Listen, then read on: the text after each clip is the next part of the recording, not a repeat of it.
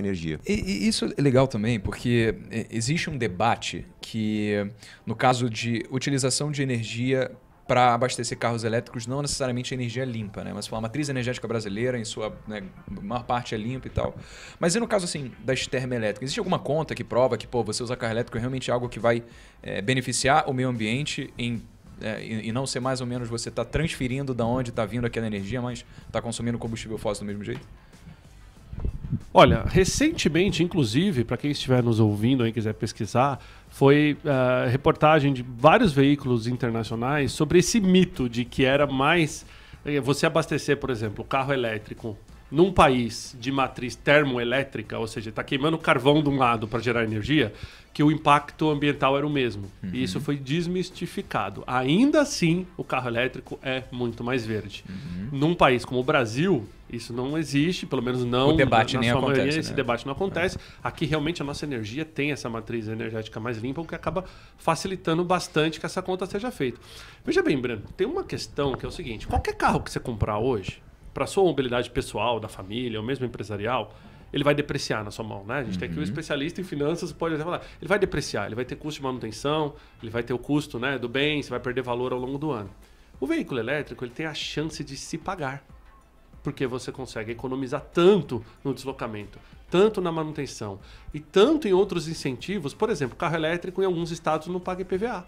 Em alguns estados o IPVA é reduzido.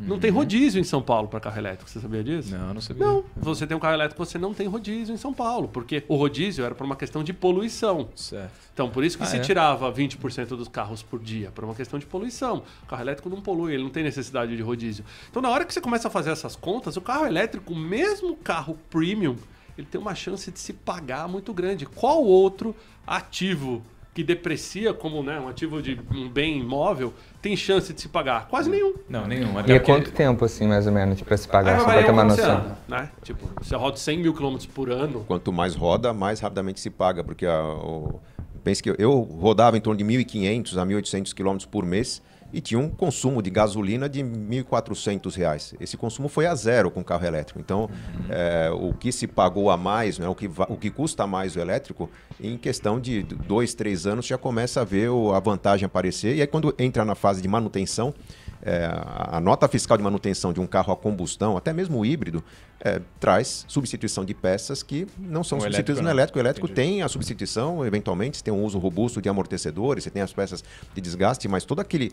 A corrosão, aquele intestino, né, que é composto de óleo, escapamento, não existe no carro elétrico. Aproveitando em manutenção, como é que é o sistema assim, de manutenção, caso alguém que tenha um carro elétrico hoje precise trocar alguma peça, que é fácil de encontrar, como é que é o custo? Porque eu acho que quando você compra um carro, vai ter esse custo de manutenção.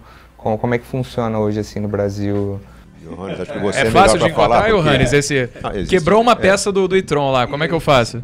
Bom, a gente precisa desmistificar algumas coisas. Quando as pessoas têm medo da bateria, todo mundo sabe que a bateria é a peça mais cara de um veículo elétrico. Mas, na verdade, a bateria em si não é uma bateria inteira. Ela consiste em várias células. Então, um e-tron, a gente tem um pouco mais que 30 células individuais dentro desse conjunto da bateria inteira.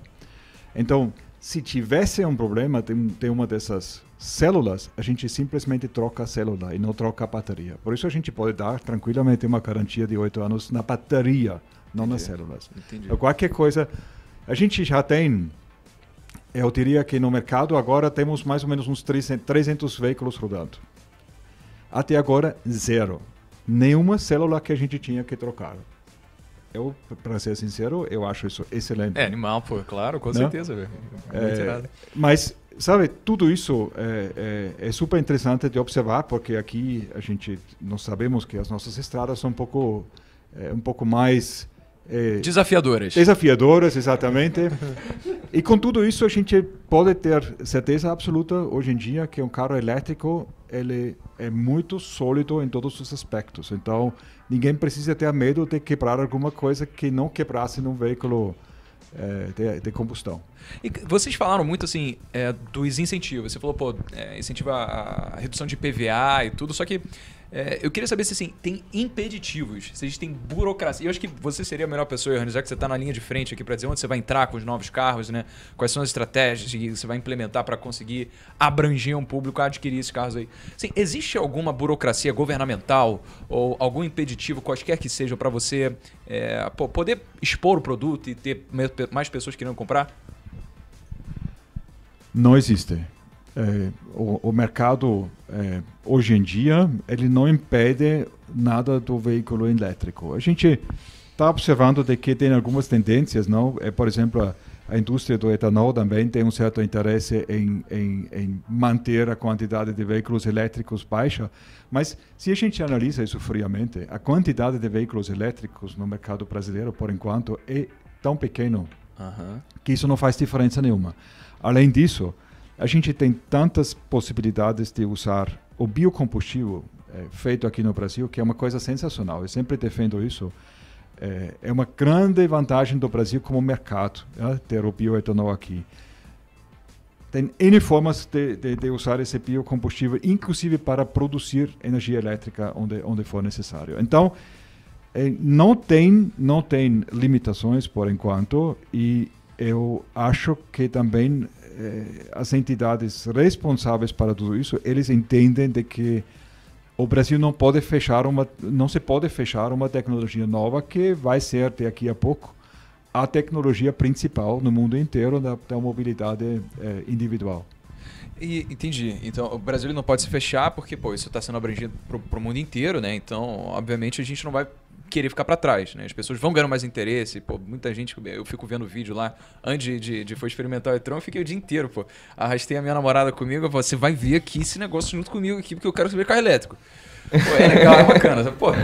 Até bicou o carro lá, né, cara? Até bicou o carro lá, né? Até biquinho de emoção o carro, né? Porque o e-tron, ele tem esse negocinho, você coloca o pé embaixo pra abrir a mala, né? Eu errei um pouquinho a força.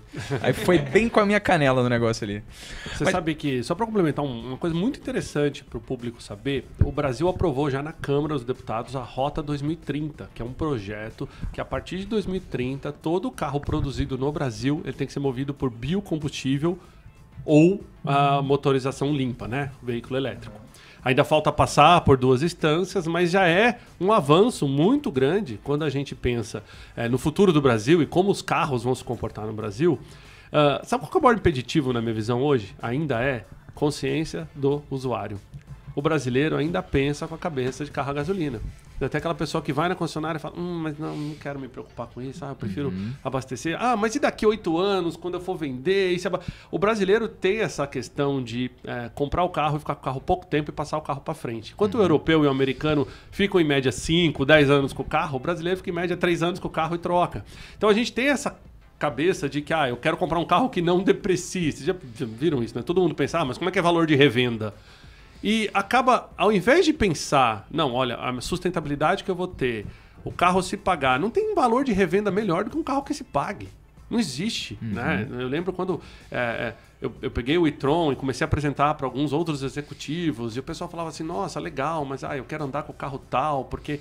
Não, vem cá, vamos fazer conta. Na hora que o cara faz conta, fala, cara, esse é o melhor valor de revenda. É um carro que eu ando se pagando e na hora que eu for vendê-lo, né, eu recuperei todo esse dinheiro. Olha que bacana isso. Então, acho que o usuário é o principal ainda ponto a ser convencido. Infelizmente, ainda tem pouca comunicação em torno do veículo elétrico por parte das grandes mídias. A gente precisa eletrificar mais os jornais. O Estadão lançou um caderno de mobilidade eficiente. Inclusive, o Gustavo comentou da Bravei, que é a Associação Brasileira dos Proprietários de Veículos Elétricos. A gente está lá nesse caderno, trazendo um pouco mais de conscientização do pessoal, mas ainda falta muito levantar essa bandeira, né? O trabalho que a gente faz de eletrificar o conhecimento das pessoas tem que ser feito ainda, digamos assim, para atingir uma massa maior.